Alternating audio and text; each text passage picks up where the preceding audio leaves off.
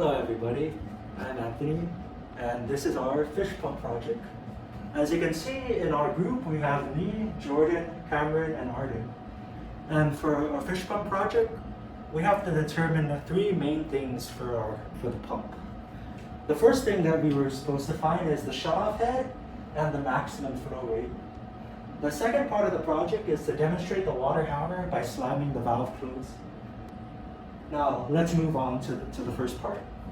Hello everyone. We're going to determine the first part of part one, the shutoff head.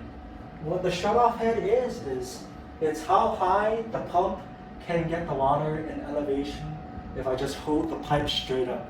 Like how high can that water get purely from the pump?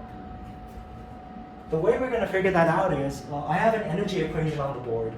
On the left side, we have the pressure head, velocity head, elevation head, but we also have the pump head because the pump is adding energy to the system. Here, I call it the idle pump head. I'll explain why I gave it that name later.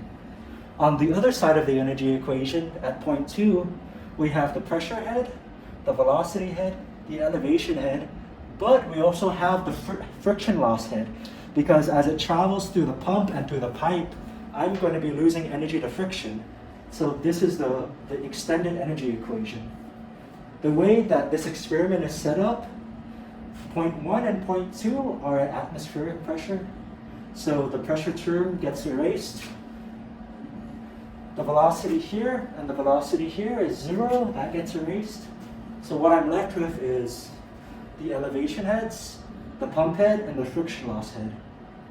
So if I just play with that equation, I am going to get this, the idle pump head minus the friction head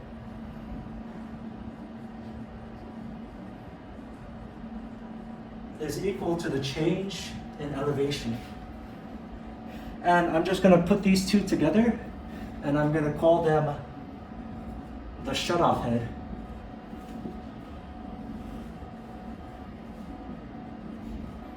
Which is how high I'm going to get that water. And now we're going to go do that experiment right now. Okay, Mr. Cameraman, transition to the experiment.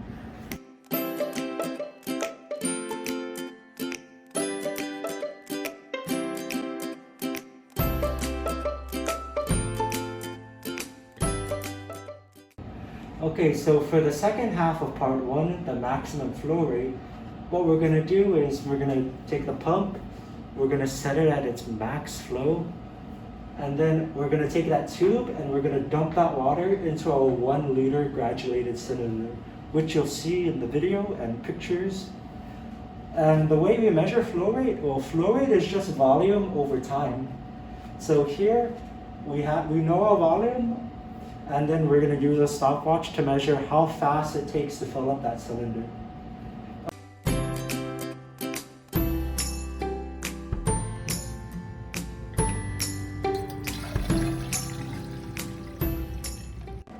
Okay, so we just went to do our experiments, and what we found from them is, well, we took a tape measure, we measured how high that shutoff head was. We got about 8 feet or 96 inches, which is a little more than I expected, but it's in the range of what I thought it was going to be. As for the flow rate, we did several trials, and we just took the average of those trials. After several trials, we found out that the average flow rate was 0.3145 liters per second, which is 4.985 gallons per minute, or about 0.0111 cubic feet per second. And in our American units, we still use this, but I think this is the most useful number for flow rate. Okay, so now that we've done part 1 of the experiment, now we're going to go on to part 2, demonstrating the water hammer. So before we talk about water hammer, let's talk about how to analyze flow rate. When we're analyzing flow, we have to follow the principles: continuity, energy, and momentum. Here, this is where the water hammer happens, at the momentum end. Because mass has water. As it's flowing through the pipe, that water it has weight to it. So what water hammer is if you see this valve right here, this is upstream of the pump. If I were to just slam that valve closed, like you're going to see in the video that we did just before this, if I slam that valve closed, all of that water that has momentum, it's slamming into that valve, causing a lot of pressure right here. All that pressure is slamming into the valve, and it could possibly rupture the valve with all that energy. What we did in our video is, instead of slamming a valve shut close upstream, what we did was we slammed the valve on the pump close downstream. So instead of having all the water slam into the valve, instead what we did was, because we made it discontinuous, all that water is rushing away from the pump, leaving a vacuum. So that vacuum is still causing a lot of pressure. Just like the water slamming into the valve, that's causing a lot of pressure.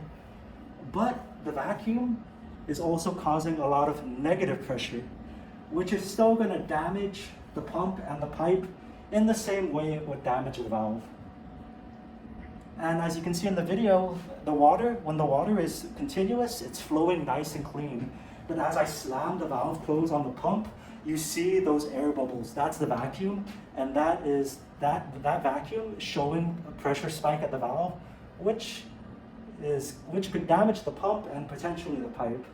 So that's why a water hammer is not good. We want to avoid that.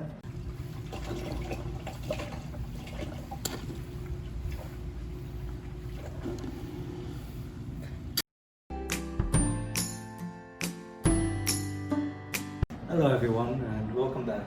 This is the final part that we did for our experiment, which is to determine the pump performance curve. As you can see here, we determined the performance curve for pump AR18 from the hydraulics lab.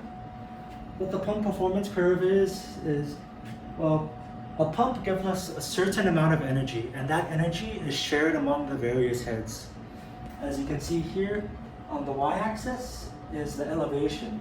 So if I were to just focus on the y-axis, and there's no flow rate in the system, that's how high I could get my water in the pipe.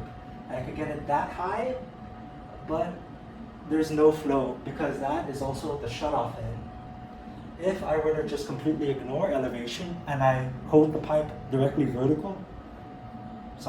horizontal, I'm going to get max flow rate out of the system, which is about, we measured it to be about 5. May not be exact, but we measured it around that. So really, the pump flow rate is showing us how the pump head is shared between the elevation head and the velocity head, because velocity is related to flow rate. As you can see, we took several measurements. Outside, and we were getting at about these flow rates for these elevations that we had the pipe off of the ground pouring into a graduated cylinder. Once we took those data points, the elevation in feet, the flow rate in gallons per minute, we plotted those data points, and then we used the best fitting line right here to find the equation of the pump curve. That may not exactly be necessary, but that's just nice data to have. And we got an R-squared value of almost perfect. It's about 99%. So that's a really tight R-squared value. That means that this formula is a really good approximation of the pump performance curve. Anyways, that's what we got for this pump. We wanted to test it at different energy intervals, but during our trials, we found that there's no way to control the energy level of the pump. We tried, but unfortunately, we cannot find what is the performance curve for different power levels for this pump. Because this specific pump, we were not able to control that. So we only collected one pump performance curve, but if in theory we were able to control the power level, you would actually see approximately this performance curve, but it's going to be shifted down because at the lower levels, there's going to be less available energy in the system. So if I were to put it down a certain percentage, the pump performance curve would look something like this.